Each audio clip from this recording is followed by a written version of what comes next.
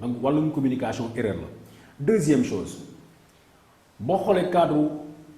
wax jooju ku jigéen ki wax Ami Collé ku ko déggoon ñu dugal ko ci internet buñ ko fa bàyyi woon defuñu yëkkatiwuñu fitna bu mag boobu jël dikk fay kii ñu wër yi di ko indi kenn du leen faale ci wax jooju mais le fait que ñu def ko mu nekk un problème sérieux procureur wax ci procureur communiqué ci ñu amati réew mi pendant 3 jours xamul ñaari fan ñuy wër Ami Collé looloo ko jox ampleur looloo tax mu màgg. sànq maa ngi lay wax ne am na ay Assane Diouf yu bëri yi nga xamante ne judd nañ ci ba ci ñi nga xamante ne ci waa diaspora bi la am na benn collectif boo xamante ne ki ko jiite moo di Reine Diop ñooñ dañoo jóg rien que pour jàppale Assane Diouf parce que gis nañ ne dañ ko nar a xoqatal buñ ko indiwee fii nii Sénégal na nga ko jàngatee. balaa maa yegg si ñoom. dama bëgg a daanelee ci rumeur xam nga lu ñuy wax rumeur mooy lu ñuy rumundaat. coow loo xam ne ñemewuñu la ko wax dañ koy rumundaat. ñu koy wax ci suuf. waaw léegi bu ko waxu suuf da nga koy bàyyi ci suuf parce que boo jógee nga ne da ngay démentir da ngay weddi loolu nga xam ne waxu suuf la tey ji bu ñu ñëwoon Babacar Touré sàcc la gaa yaa ngi koy wax seen biir man su ma jógee ma jël sama site internet ne man du ma sàcc dégg naa ngeen di wax sàcc la nit yi dañuy jóg directement non seulement bi ñu ko gisee dañuy delluwaat dem seet yi wax jooju nga xam ne waxu suuf la. bu ko defee waxu suuf boobu day am doole te boppu doomu aadama dafa naan li tubaab di wax il n'y a jamais de fumée sans feu buñ ko waxee mën na am léegi mën naa am boobu nga bare muy dugg ci bopp nit ñi dana am ñi nga xam ne waruñu woon jot ci information bi dañ ciy jot gouvernement bi laaj boobu la laaj rumeur dañ koy bàyyi foofu coow Ami Collé bu ndaw boobu dañ ko war na bàyyi foofu groupe boobu mu nekk. groupe bi nga xam ne nag moo juddoo Paris barki démb ñu tuddee ko collectif de soutien à Assane Diouf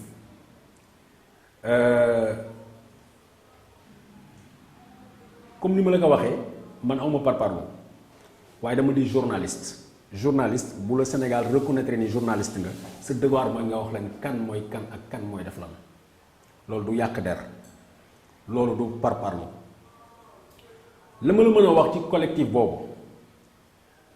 bu fekkee nii dafa am ñu ci nekk ñoo xam ne ay nit yu dëggu lañu ay nit yu défendre dëgg lañu ay nit yoo xam ne man droiture laa leen xamee ku mel ni Meïssa Touré kooku ku ko xam PDS nga ko xamee ku ko xam boo ko fréquenté xam ne beneen nit la même bu fekkee ne il est te boo ko xamee di nga xam ne ci kujje Macky Sall bu taxawu la taxaw mu ci see wàcc waaye ñeneen ñi ci des ñëpp ñu ci bari daal en tout cas ñii ci ñi ma xam. dama leen xamee mouvement coow bu jóg ñoom ñu ngi ci biir tey bu ñu ne woon nañu jóg xeex ndax yàmbaa ñu autorisé ko Sénégal te gouvernement Sénégal nee na duñ ko fi law duñ ko fi daganal ñoom bu ñu nekkee Paris dañuy jóg pour ñu dem dox pour ñu daganal ko bu Y'en a marre jógee di manifester ñoom dañoo ànd ak Y'en a marre bu ñuy jóg pour jëlee fi Abdoulaye Wade dañoo ànd ak moom bu Macky Sall jógee di jóg dañuy ànd ak moom bu fee nekkaloon président c'est-à-dire ñoom ay ñaxtukat la ñu naturel ñu ci bari loolu laa leen xamee nguur bu ñëw ñu nekk di la weranteel mais dafa am kenn ku bees koo xam ne dama ko gis ci groupe bi te kooku dafa tey sama xel. mooy kan mooy Reine Diop. xam nga boo xoolee seen vidéo bi da ngay gis benn ku jigéen moom mooy seen coordonnatrice mouvement de soutien à Assane Diouf ci Paris nee nañu ñaari points focaux la ñu am. c'est-à-dire ñaari bopp lañu am fu mu nekk nii kenn ki Paris la nekk muy Reine Diop keneen ki nekk Hélène Françoise Gaye ba nekk États-Unis man ki nekk France ci laa bëgg a wax tey ci laa bëgg a taxaw parce que bu fi ni ki nga xam ne mooy représentant Assane Diouf ca France ni mu mel noonu la ñëpp mel naa ne Sénégalais yi moytu leen mouvement yi parce que fu mu jëm ak yéen du neex. moom nan la mel parce que bu ñu déggee nga ne nii moom ni mu mel day mel ni defkatu ñaawteef la. parce que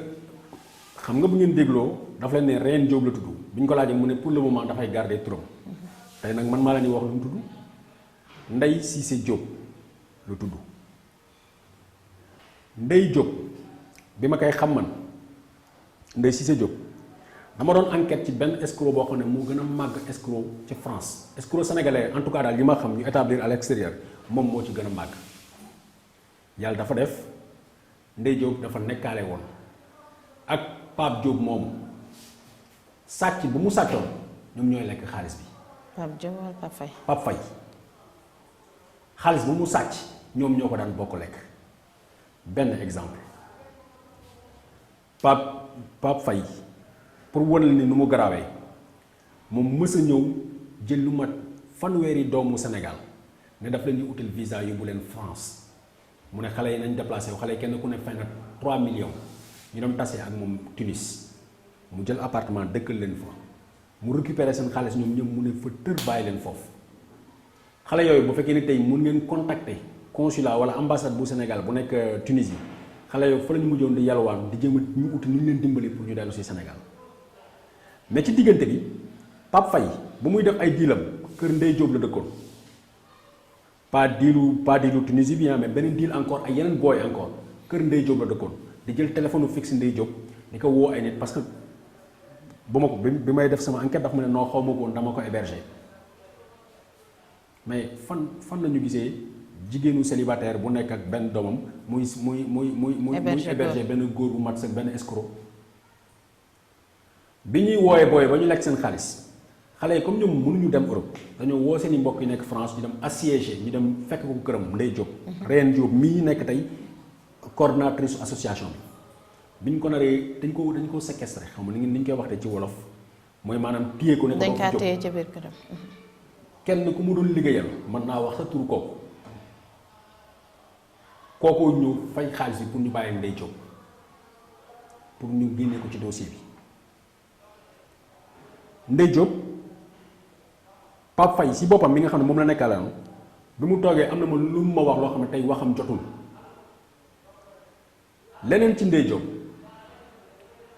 Diop dafa nekkoon en tout cas ci ay fan yi néewaa ci ginnaaw dafa àndoon ak benn consul du Sénégal encore loolu moo tax mu bizarre consul Macky Sall la sax. bu nekk foofu nag France Abdoulaye Mbodj la tudd non Mbodj la tudd fàtte naa prénom moo nekk consul Sénégal bu Lyon Aboubacry Mbodj ou quelque chose comme ça kooku la lëkkalool xaw ma nag lu ñu sekk en tout cas li muy wax nit ñi pour ñu soutenir ko nee na kooku dafa bëgg dugal pour mu gérer communication wu femme APR yi parce que dafa bëgg moom mu ñu nekk njiitu femme APR yi. femme APR yi nekk Paris France. parce que dafa war a nekk chargé de communication bu war a jàppale madame Mbacké Awa Diop waaye li muy def mooy place boobu moom dana ko jël man maa jël sama téléphone ma woo madame Mbacké ni ko Ndeye Cissé Diop tant que mu ngi toog ci ruqam la ma ko xamal duma ko wax fenn ànd bi mu ànd ak Pape Faye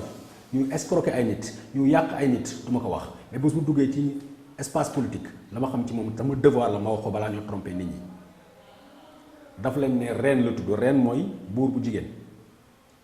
ku góor ki escroc bu mag bi ku góor ki buur siin la tuddee boppam ku mu neex nga tapé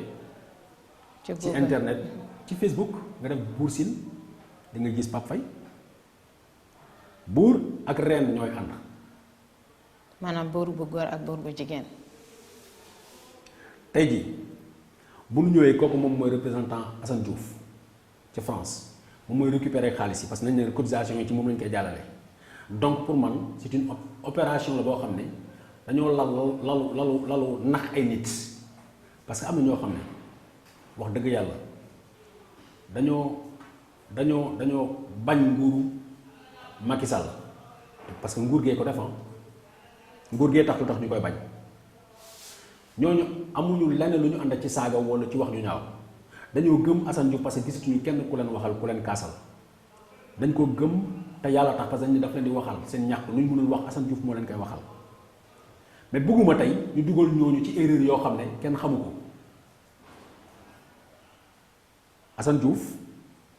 dafa am combat boo xam ne expliqué naa leen ni combat bi c'est pour mu régler ay problème këyitam la nguuru Sénégal dafa laaj daanu ci piège am mais tey ñu ngi dugal ñu bari encore ci piège boo xam ne nit ñi ñu ngi ci yaakaaree jëlee ci xaalis lii Reen Diop def tey Pape Faye defoon na ko dafa dem fekk ay militant wu APR bu ñuy réunion Boulogne mu yegsi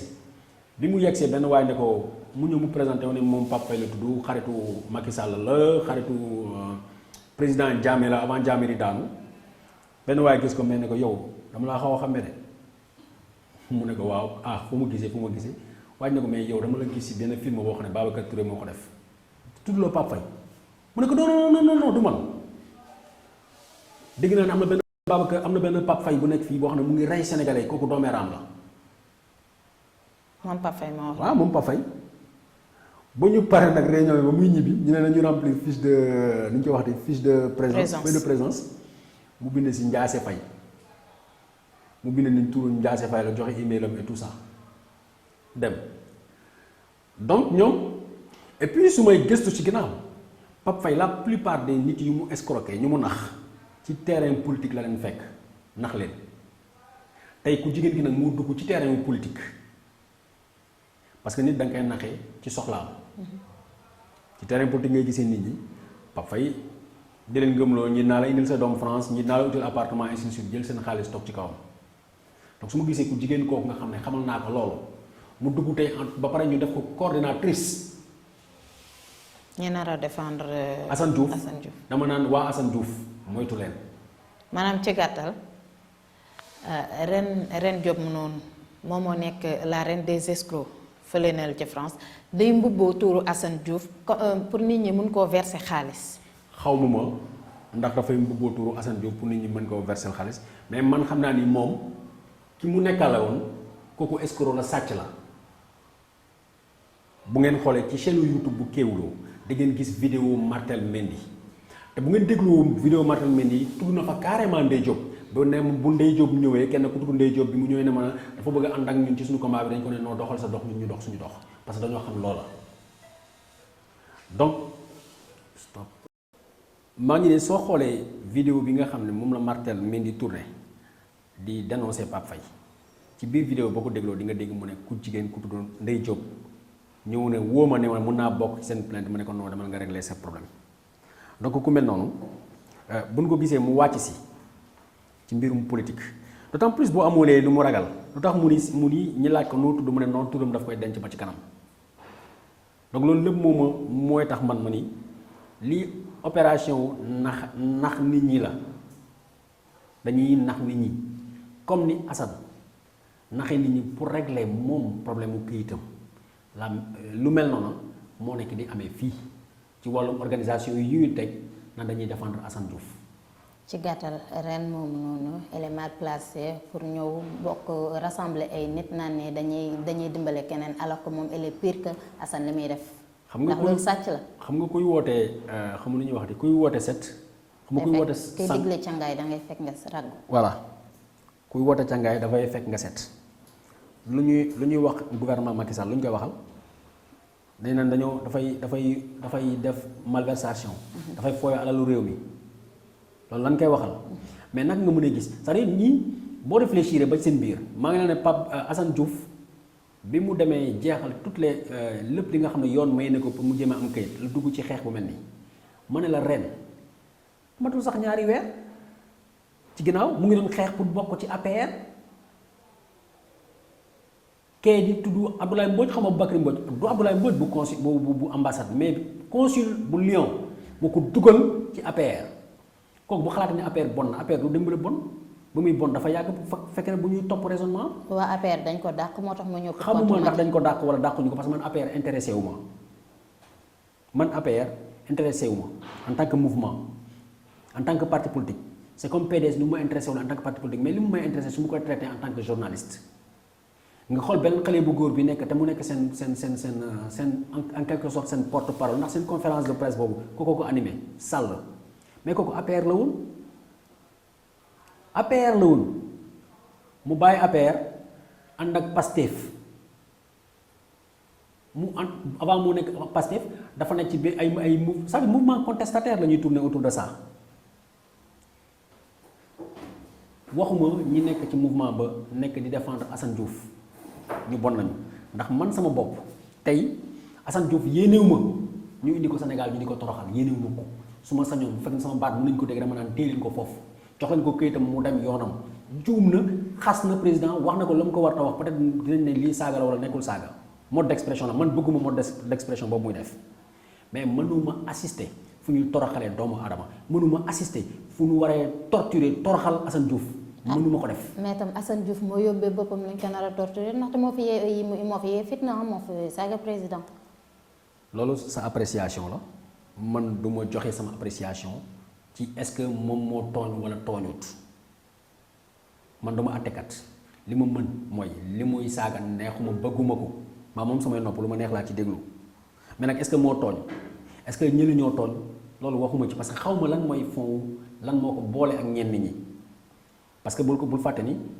wax na Youssou Ndour wax na Ndiaga Ndour wax na Bouba Ndour wax na Pape Diouf man xaw ma lu leen boole ak ñoom foofu duma ci wax.